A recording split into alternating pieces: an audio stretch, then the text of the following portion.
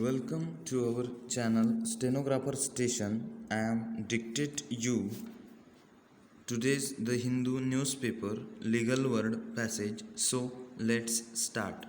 Finding a solution to such a vexed multipolar conflict will not be easy, but that should not prevent the international community from taking steps. Their immediate focus should be on tackling the humanitarian situation in Yemen. This week, the UN held a conference to raise up to 2.41 billion for aid works in Yemen, but got pledges only for 1.35 billion, which means the aid operations would be impacted further. Even the limited humanitarian work cannot be sustained if there is no reprieve in the fighting.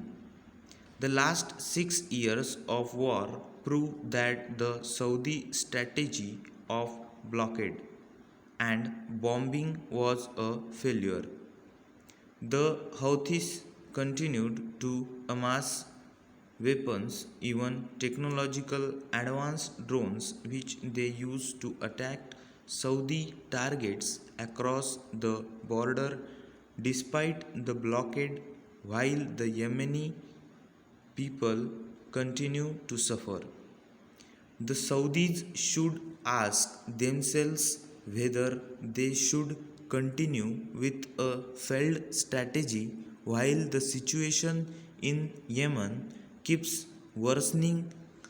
Also, the continued Houthi rocket and drone attacks have left a hole in Saudi Arabia's national security umbrella. The Houthis are also under pressure. If they want international legitimacy, they should stop fighting and start talking with other stakeholders. A ceasefire is in everybody's interest, but the question is who will blink first.